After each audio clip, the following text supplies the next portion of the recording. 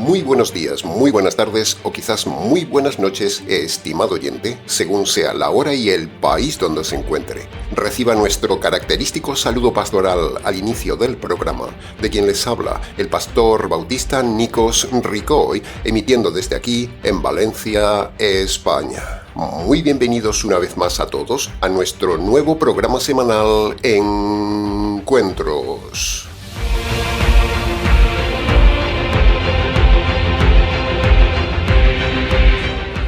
Estamos ya, estimado oyente, en el último programa de la serie del estudio expositivo de la primera carta de Pedro.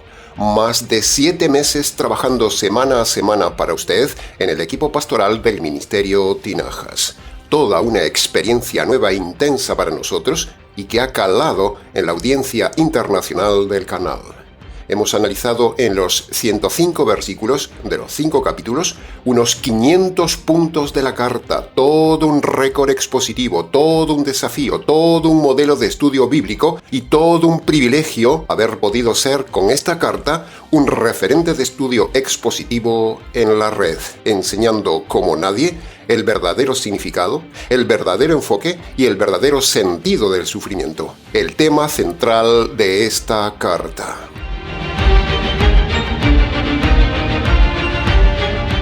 Ahora, al llegar hoy al final del estudio de la carta, antes de ver los versículos finales 13 y 14, hagamos un pequeño resumen del contenido general de la carta que hemos visto a lo largo de estos 7 meses.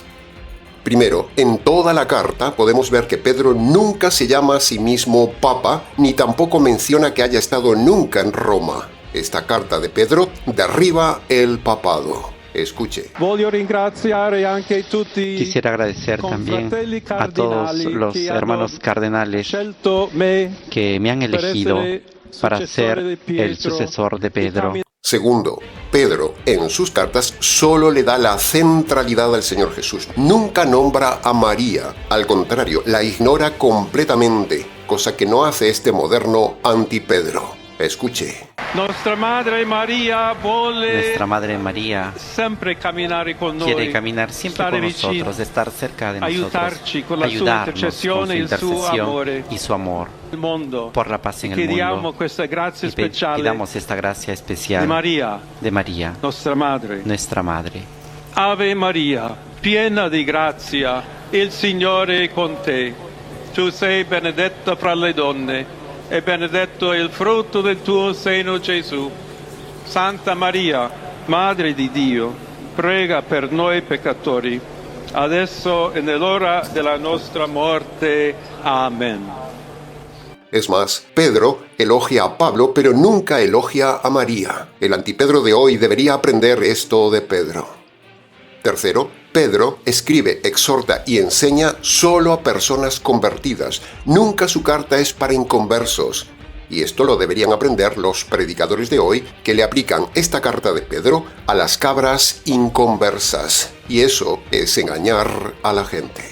Cuarto, hemos visto que el tema central de la carta de Pedro es enseñar la mayor teología jamás contada sobre el verdadero enfoque del sufrimiento en el convertido, y a la vez nos hemos catapultado para explicar también el sufrimiento en el inconverso. Quinto, hemos visto a lo largo de la carta que Pedro es intelectualmente pobre, es desordenado y es parco en sus enseñanzas, pero. Por medio de la pobreza de Pedro, nosotros somos enriquecidos cuando recibimos por medio de él la verdad de la más grande revelación que hay en la Biblia del sufrimiento.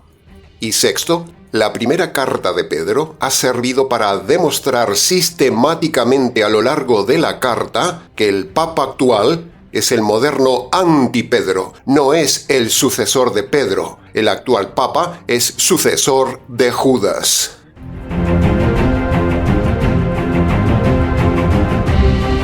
Bien, habiendo visto los 6 puntos principales de la carta, llegamos así, estimado oyente, al umbral de este camino que hemos recorrido juntos en estos 7 meses. 30 mensajes, 30 pasos de reflexión, 30 estaciones de meditación en la palabra de Dios, 30 estudios únicos.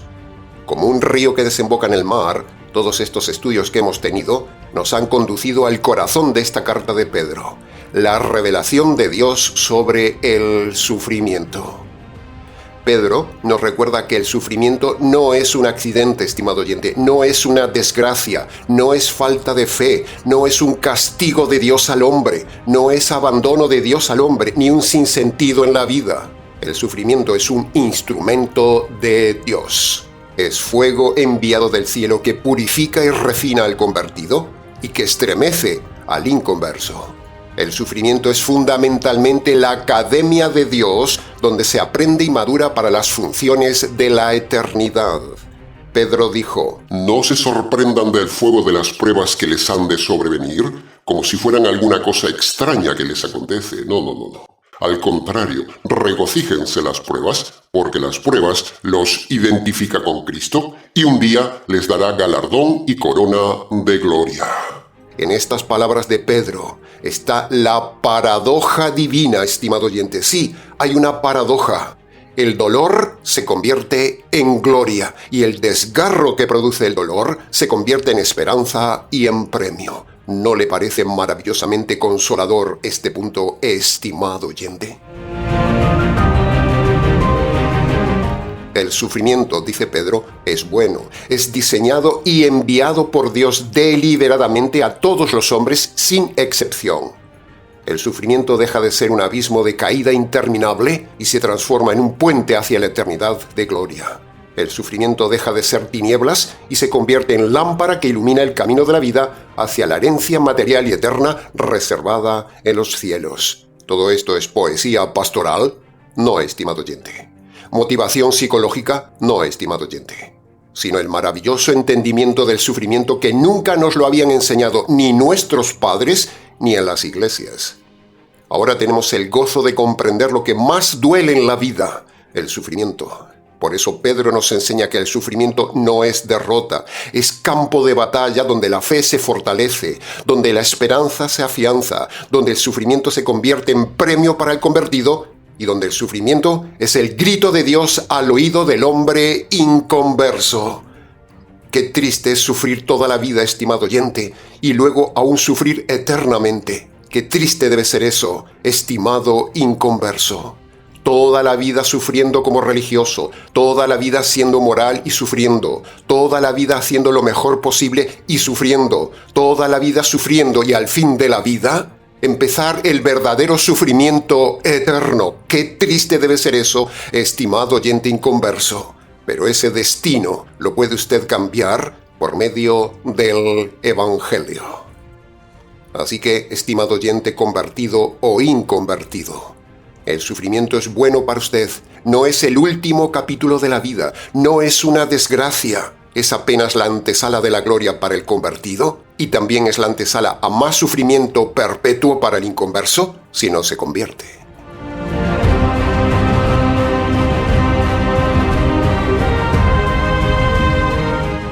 La carta de Pedro nos enseña que el dolor no tiene la última palabra en el hombre. La última palabra la tiene usted, estimado oyente, si responde al llamado de Dios por medio del sufrimiento.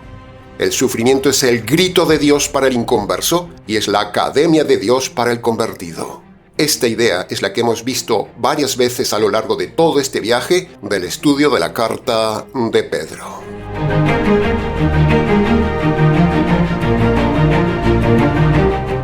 En el equipo de trabajo del Ministerio Tinajas, que ha elaborado esta serie para usted, todos hemos aprendido de forma especial, muy especial, lo que sabíamos de forma general del sufrimiento. Pero estudiando esta carta con usted, al sumergirnos en las profundidades coralinas de este tema de la palabra de Dios, nosotros mismos hemos visto que el sufrimiento es coral en estado puro, es la moneda de cambio a la riqueza eterna.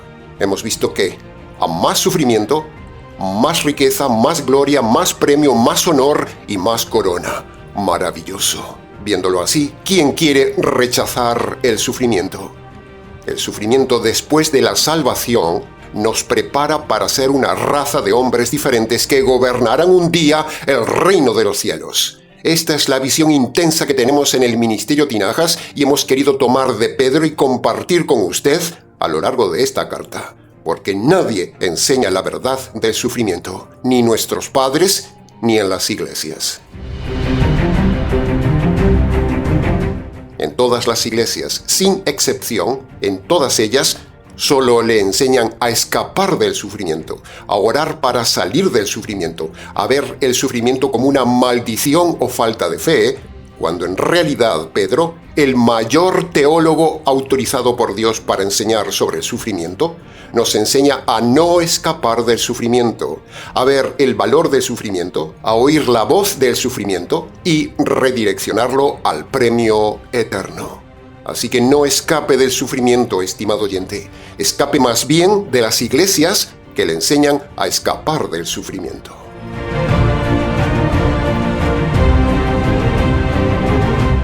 Bien, habiendo dicho esta necesaria introducción, a modo de resumen y repaso de toda la serie, analicemos entonces ahora los dos últimos versículos finales de la carta, el versículo 13 y 14, y lo haremos, como siempre, de forma expositiva para su mejor comprensión.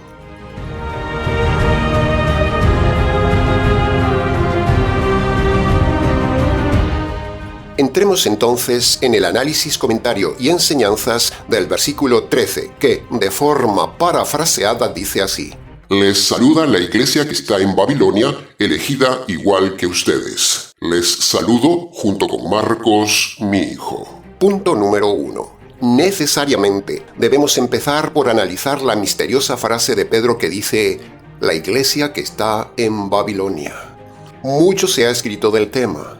Hay varias opiniones, hay varias interpretaciones sobre esta frase misteriosa, pero solo puede haber una interpretación correcta y esa interpretación correcta se la daremos nosotros hoy. Así que lo primero que debemos analizar es si esta frase es literal o si es simbólica. Nosotros creemos que es simbólica, no literal, porque al recurrir a la ley hermenéutica del contexto, vemos que en todo el Nuevo Testamento nunca se nos informa que Pedro haya estado alguna vez físicamente en Babilonia, sino más bien se nos informa que Pedro siempre estuvo en Jerusalén. Es más, Pedro nunca fue a Roma, como dice la mentirosa Iglesia Católica.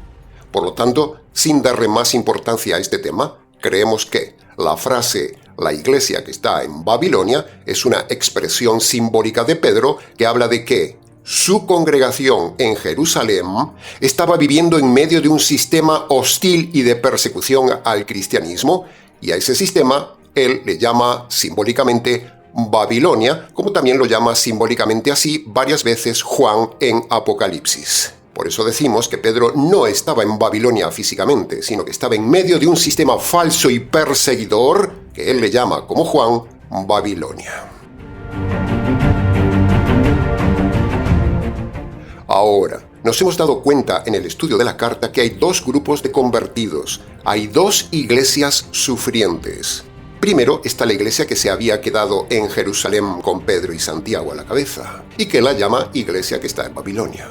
Y el segundo grupo que vemos en la carta es la iglesia que estaba en la dispersión fuera de Israel, que había escapado de la persecución y a quienes Pedro les envía esta carta. Dos grupos, dos iglesias. Entonces, con esto llegamos a una conclusión inferencial seria, y es que, a pesar de que este grupo había escapado del sufrimiento en Israel, al fin también tuvieron persecución y sufrimiento allí donde habían escapado. Con lo cual, la enseñanza es clara. Aunque usted se marche donde se marche, aunque usted intente escapar del sufrimiento, usted sufrirá igualmente siempre allí donde vaya.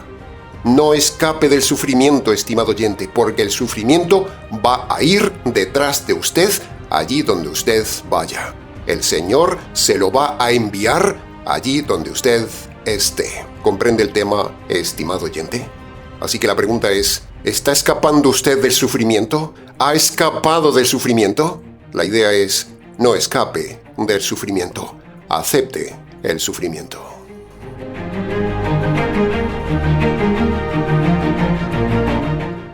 Punto número 2. Cuando Pedro se refiere a la iglesia, no se refiere a un edificio, no se refiere a una denominación, sino que la palabra iglesia, como todos sabemos, en la Biblia se refiere solo a un grupo de convertidos, no a un edificio. Y con la carta de Pedro vemos que hay una íntima relación entre la palabra iglesia y el sufrimiento, porque iglesia es siempre sinónimo de persecución y sufrimiento.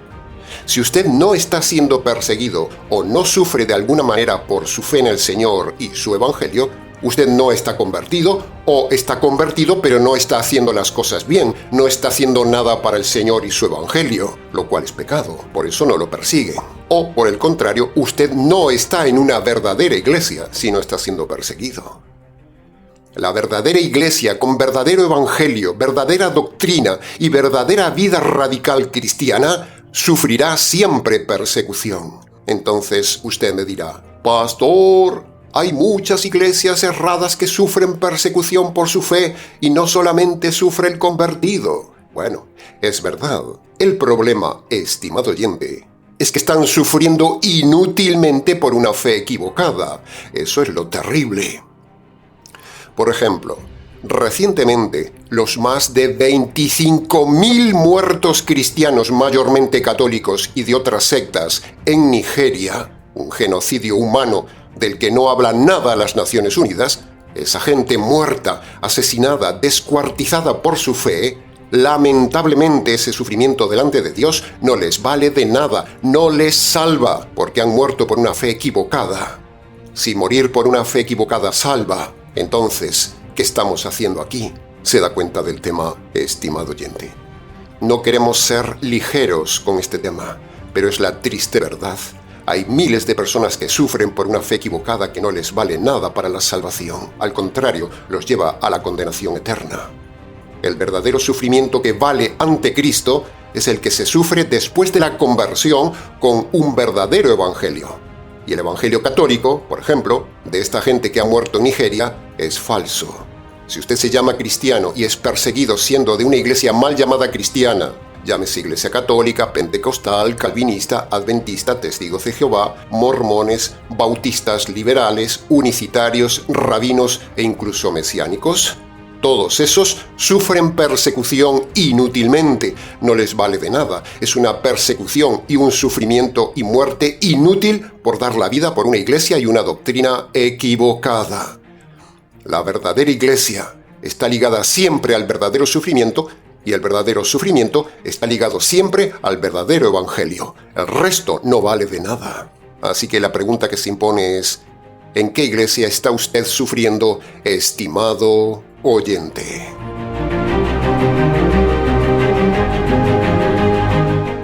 Otra cosa que observamos en este punto aquí, en la carta de Pedro, en las dos iglesias de la carta, es que no vemos nunca que Pedro hable de catedrales o de edificios o de locales en sus congregaciones. Pero, pastor, el Nuevo Testamento nos dice que Pedro mismo se reunía en el templo en Jerusalén.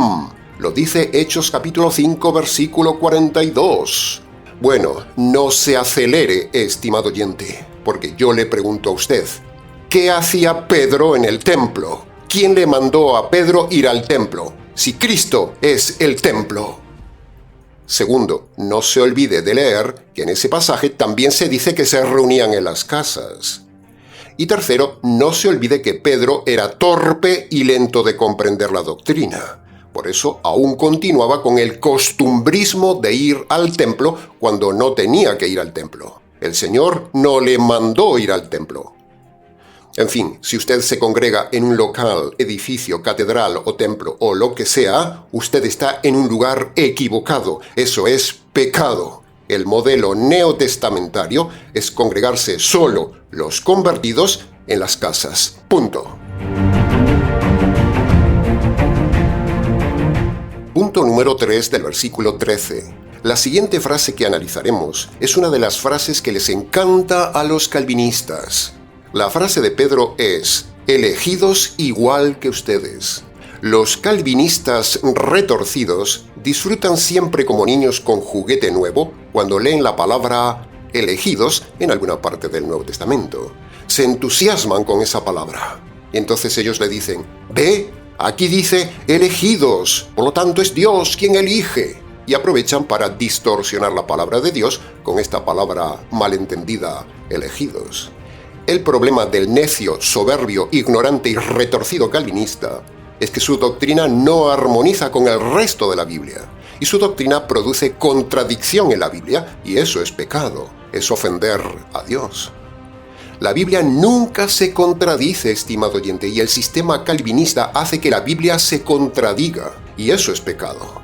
El calvinista es tan ciego y obsesivo que no comprende teológicamente la correcta doctrina de la elección y la predestinación que hemos analizado recientemente en el estudio del versículo 10 de este capítulo, pero toca repasarlo porque aquí lo nombra Pedro.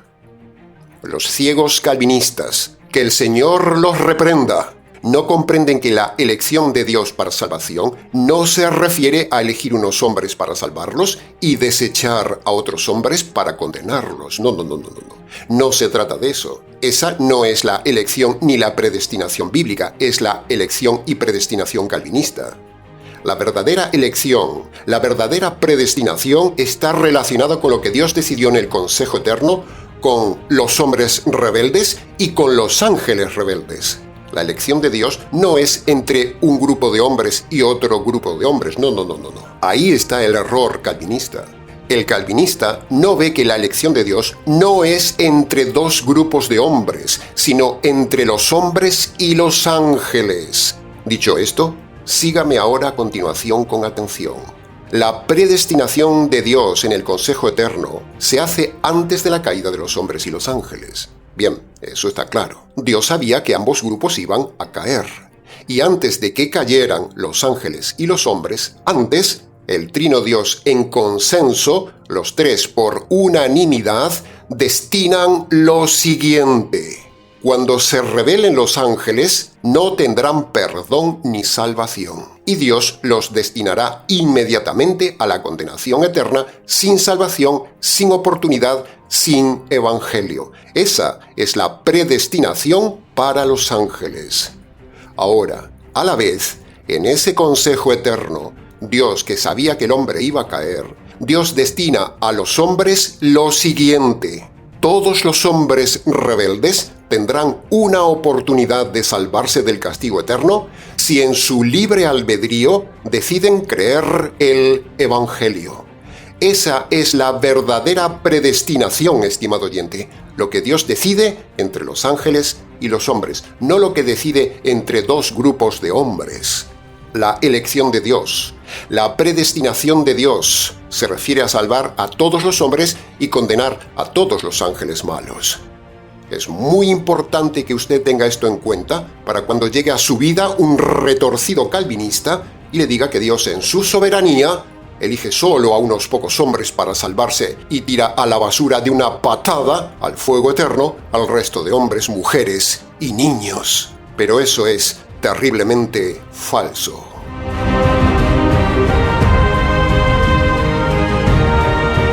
Y esta tesis teológica de la predestinación que le acabamos de decir, Pedro mismo nos la confirma en 2 de Pedro capítulo 2, versículo 4, cuando dice: Dios decidió no perdonar a los ángeles que pecaron, sino que decidió arrojarlos al fondo del infierno, a prisiones de oscuridad, en espera del día del juicio. Este pasaje muestra la predestinación para los ángeles y 1 de Timoteo capítulo 2 versículo 4 muestra la predestinación universal para todos los hombres. Dios quiere que todos los hombres se salven y vengan al conocimiento de la verdad.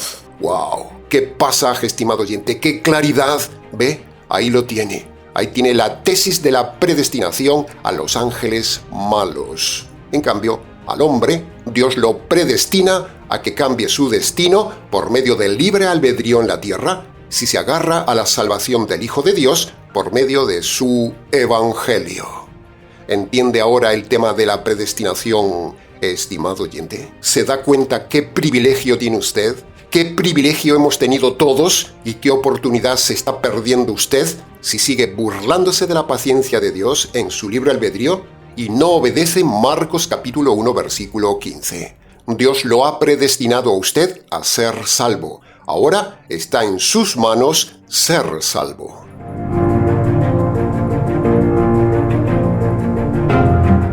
Cuando el Nuevo Testamento habla de elegidos, predestinados o llamados, parece que se refiere a un grupo especial elegido por la soberanía de Dios. Es verdad que lo parece. Pero si así fuera, si Dios eligiera unos pocos para salvarse, como hemos dicho, la Biblia entraría en contradicción con todos los pasajes que hablan del libre albedrío del hombre, eligiendo o rechazando la salvación. Otro problema que hay es que estamos a 2000 años de distancia desde que se escribió el Nuevo Testamento y en otro idioma. Por eso a veces hay expresiones que nos parecen extrañas, nos parecen difíciles de entender. Por ejemplo, cuando el Señor dijo que hay que aborrecer a los padres para seguir al Señor, bueno, esa expresión a nosotros hoy nos suena dura, rara, increíble. Sin embargo, ese aborrecer a los padres, que usa, por ejemplo, la versión Reina Valera, no se refiere a odio, no se refiere a rechazo sentimental ni nada negativo a los padres, no, sino que el término aborrecer a los padres se refiere a no hacer caso a los padres si los padres son un impedimento para seguir al Señor. De la misma manera, estimado oyente, cuando los apóstoles hablan a los convertidos en las diferentes cartas con esa expresión de elegidos, no se refiere a un grupo de hombres elegidos por Dios para salvarlos en detrimento de otros hombres desechados por Dios para condenarlos. ¡No! Eso haría a Dios injusto. No estamos forzando el texto, estimado oyente, no. ¿Qué más nos da defender una doctrina que otra? Solo defendemos la verdad. Esa es nuestra meta. Así que si la doctrina calvinista fuera verdad, nosotros seríamos los primeros en defender esa doctrina. No nos importa defender la doctrina calvinista si fuera verdadera. De lo que se trata es de enseñar toda la verdad, no una parte de la verdad. Los calvinistas enseñan solo una parte de la verdad, pero media verdad es mentira total. Juan 16:13 dice que el Espíritu Santo enseña a la Iglesia toda la verdad, no una parte de la verdad, no la mayoría de la verdad bíblica. Por eso los calvinistas, los católicos, los pentecostales y demás sectas todos tienen algo de verdad, pero no toda la verdad como la tenemos nosotros. Las iglesias usan la estrategia del diablo de decir algunas verdades para cautivar a los tontos. Pero una iglesia verdadera es la que tiene toda la doctrina verdadera. Para preguntas del tema, escríbanos.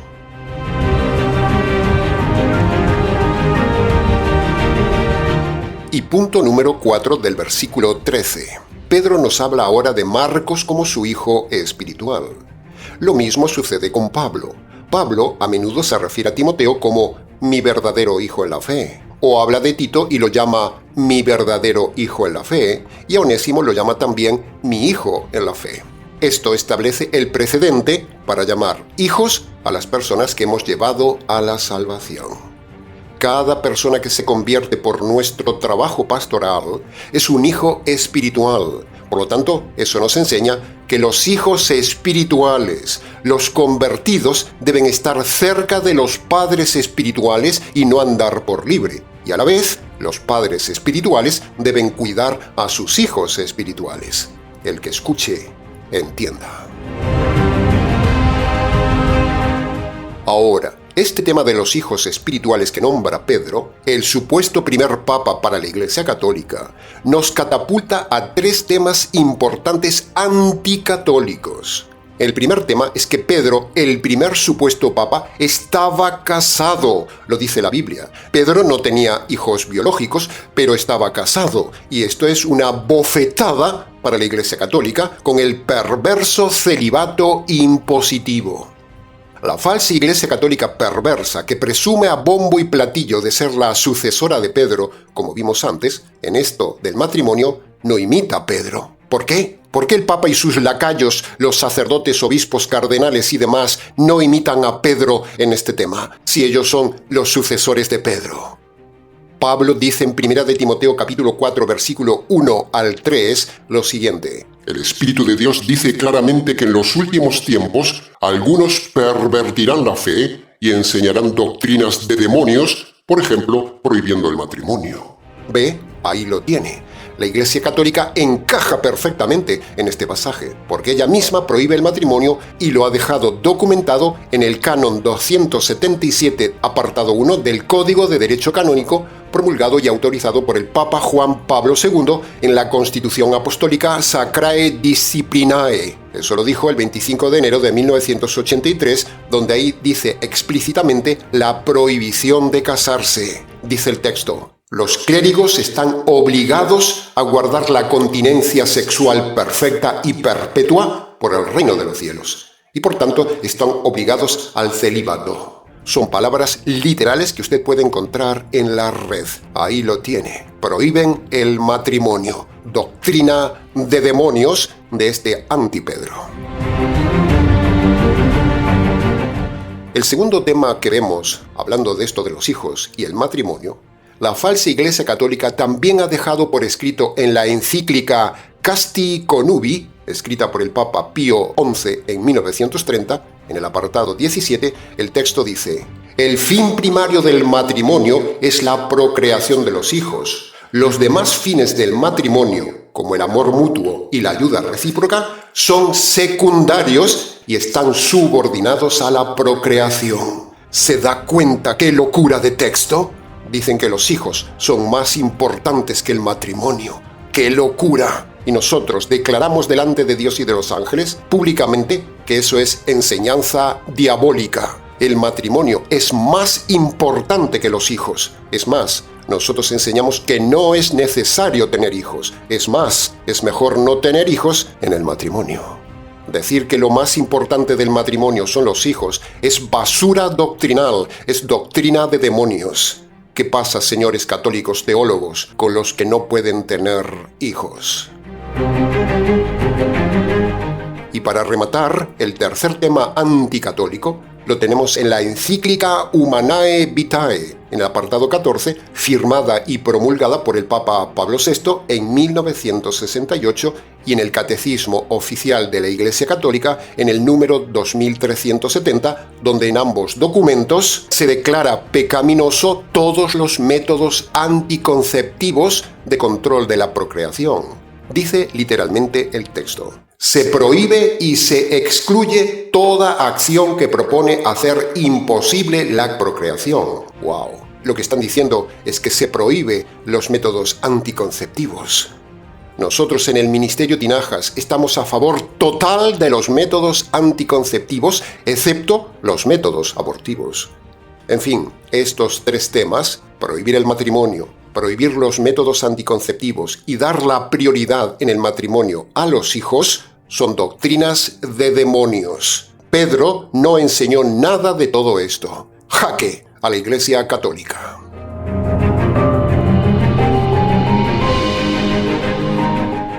Bien, hemos desembocado en estos puntos a partir de la frase de que Pedro dice que Marcos es su hijo. Esto es el arte del redireccionamiento. Este papa, como todos los papas anteriores, son anti-Pedro. Parecen piadosos, pero son lobos vestidos de oveja, como dice Pablo en 2 de Timoteo capítulo 3, versículo 5. Tienen apariencia de piedad, pero están lejos de ella. Apártate de ellos. Y eso es lo que usted tiene que hacer, estimado oyente católico. Usted debe apartarse de la Iglesia Católica, que parece buena dama, pero es una ramera. En definitiva, nos resulta muy difícil creer cómo hay gente tan ciega, tan obtusa, tan ignorante y tan desconocedora de la Escritura que no quiere ver la realidad de sus iglesias falsas. La gente tiene lo que se merece, estimado oyente. Por eso Dios permite la existencia de cada iglesia para darle a la gente lo que se merece y para que se vea lo que hay en sus corazones. Si el católico quiere ser engañado y creer lo católico, pues que se lo crea. Si les gusta la idolatría, pues toma idolatría católico-romana. Si a la gente le gusta cumplir y cumplir mandamientos para salvarse, pues ahí tienen, por ejemplo, la Iglesia Adventista y otras muchas iglesias que dicen que la salvación es por obras.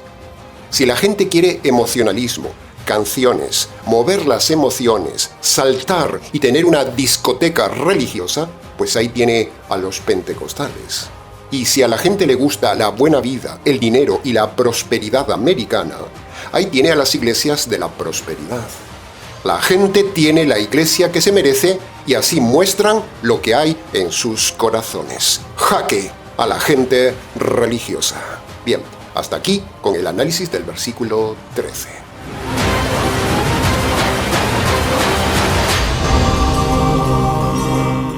Y entremos ya en el análisis, comentario y enseñanzas del versículo 14, el último versículo de la carta, el versículo número 105 de la carta. Dice: salúdense unos a otros con el beso de amor fraternal. Paz sea con todos ustedes los que están en Jesucristo. Amén. Punto número 1. Sobre el beso fraternal, honestamente, no es un tema que tenga mucha relevancia hablar de él.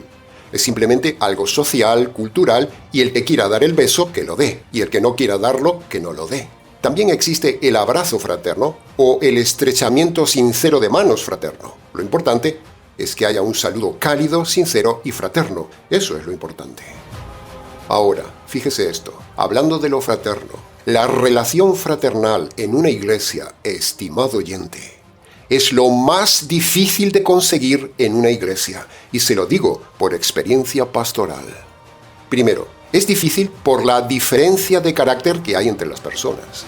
Segundo, es difícil la fraternidad por la diferencia de madurez que hay entre las personas. Y tercero, porque a veces se cuela alguna cabra que acornea a las ovejas. Y cuarto, por un pastor flojo, por eso no hay fraternidad. Esta cuádruple combinación es un polvorín que ha hecho estallar por los aires a muchas congregaciones. Por eso, teniendo muy claro este tema, en el Ministerio Tinajas, lo que hacemos para mantener la auténtica fraternidad en el ministerio es un estricto control y un estricto filtro de toda persona, porque no queremos cabras en el ministerio, ni tampoco queremos gente inmadura en el ministerio. La iglesia del Señor debe ser de personas convertidas, activas, maduras, radicales y fraternas. Una raza de hombres y mujeres diferentes que se note en la sociedad. En el Ministerio Tinajas no vamos detrás de hacer cantidad de miembros para presumir de cuántos somos, no. Ni tampoco vamos detrás del dinero, aunque lo necesitamos. La doble meta del Ministerio Tinajas es, primero, salvar a la gente por medio del Evangelio. Y segundo, que esa gente convertida sea madura en carácter, sea fraterna y sea activa en la difusión del Evangelio. Ese es el lema del Ministerio Tinajas. ¿Está usted siendo fraterno, maduro y activo en la difusión del Evangelio, estimado oyente? Punto número 2. Ahora, fíjese lo interesante de dos frases de Pedro en estos dos últimos pasajes. Primero, en el versículo 13, Pedro dijo: los que están en Babilonia. Y ahora, en el versículo 14, dice: los que están en Jesucristo. ¿Puede ver la diferencia? ¿Puede ver lo singular de estas dos frases? Los que están en Jesucristo están protegidos, y los que están en Babilonia están perseguidos. ¿Puede ver la armonía de estos dos estados? Ese es el verdadero estado del verdadero convertido. Protegido y perseguido. P más P. Protegidos por la maravillosa salvación del Señor Jesús y perseguidos por la maravillosa aflicción del fuego de la prueba enviada por el Señor Jesús. Un fuego que produce un eterno peso de gloria. Amén. Aleluya. Escucha este mensaje, estimado oyente hispanoamericano. Este es el último mensaje del sufrimiento. Escucha bien. Escucha bien, los que están en Jesucristo están protegidos, y los que están en Babilonia están perseguidos. Ese es el verdadero estado del convertido, protegido y perseguido. protegido por la maravillosa salvación del Señor Jesús, perseguido por la maravillosa aflicción del fuego de la prueba, que produce un eterno peso de gloria. Amén, aleluya. Y entramos ya en el punto número 3 del versículo 14. La última frase del último versículo de la carta, el versículo 105 de este estudio, dice: los que están en Jesucristo. Una frase muy usada en las iglesias, pero una frase muy mal enseñada en las iglesias. Pedro termina su carta con una de las frases teológicas más importantes de toda la Biblia: estar en Jesucristo. Así que cerramos este capítulo, cerramos esta serie, cerramos esta carta con la frase ideal para terminar. Una frase centrada en la salvación y en el Señor de la salvación. El broche de oro de esta magnífica carta. Ahora, de nada sirve sufrir, estimado oyente. De nada sirve pasar pruebas, aflicciones, dolores, injusticias y demás cosas duras de la vida si una persona no está en Cristo. Escuche bien esto: la persona que aquí en la tierra no está en Cristo estará un día en el infierno eterno. Se lo repito: la persona que aquí en la tierra no está en Cristo estará un día en el infierno.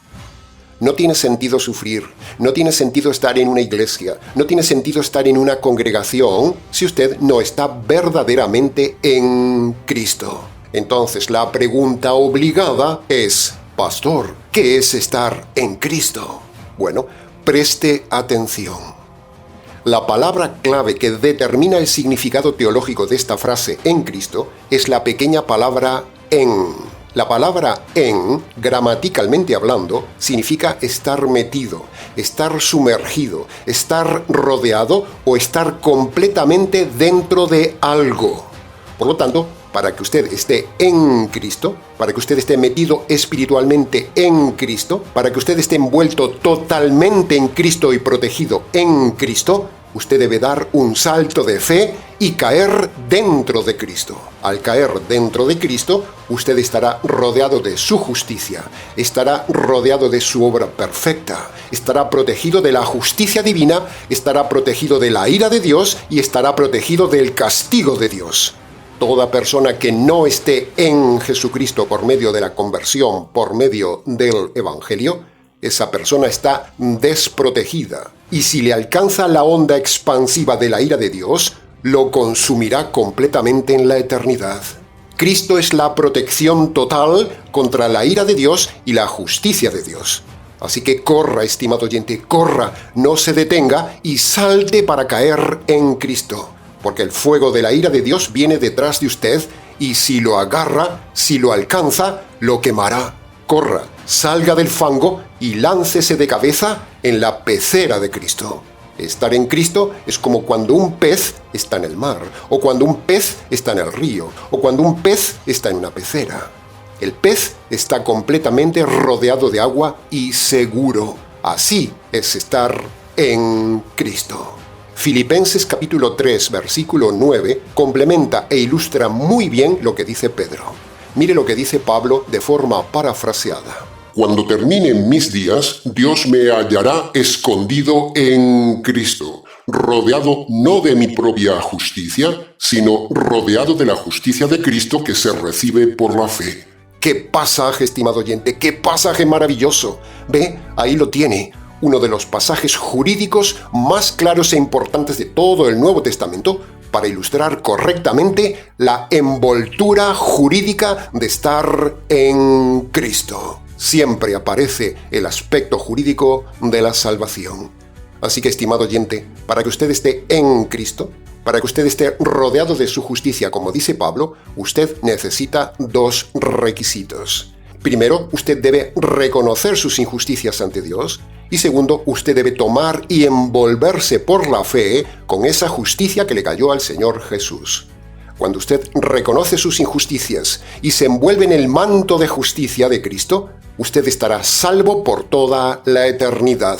Láncese de esos 2 pasos y caiga confiadamente en Cristo.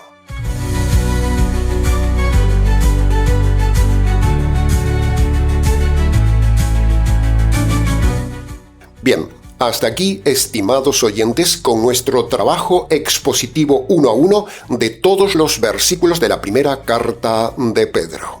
Hemos llegado hoy al final.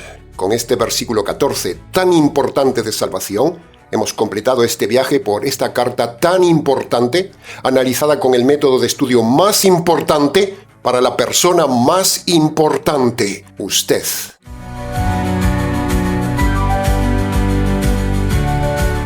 Desde el equipo de trabajo del Ministerio Tinajas, esperamos haberle ayudado a ver el verdadero enfoque del sufrimiento y el verdadero valor del estudio detallado de la Palabra de Dios. Que este mensaje quede grabado en su corazón. Que su sufrimiento se transforme en salvación y su salvación se transforme en eterna alabanza al Señor del sufrimiento. El último suspiro de la prueba en la tierra se convertirá en el primer canto de gloria a la entrada del reino por esos portales de esplendor.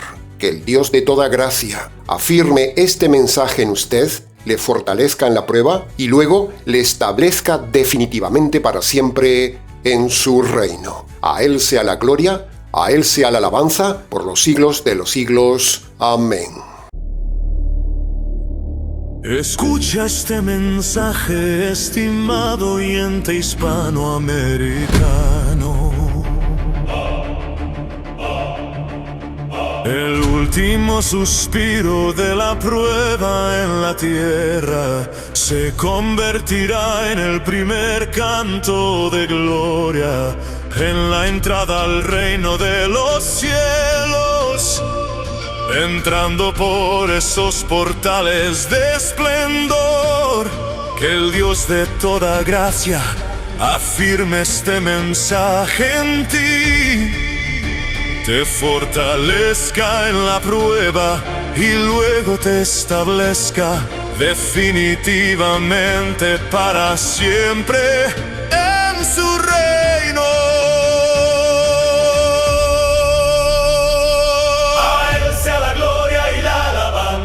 Hoy y por los siglos de los siglos.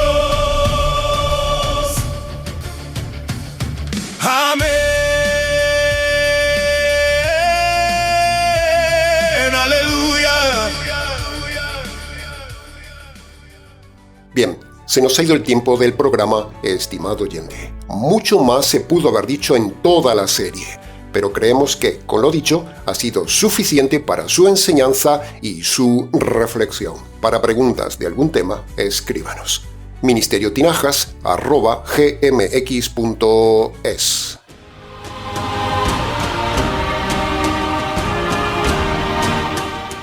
Nada más por hoy, estimados oyentes. Como siempre, les ha compartido este programa quien les habla, el pastor y expositor bíblico Nikos Ricoy, emitiendo desde aquí, en Valencia, España, para todo el mundo hispanoamericano. Será entonces, con el gusto de siempre, hasta el próximo mensaje, aquí en nuestro habitual programa semanal Encuentros.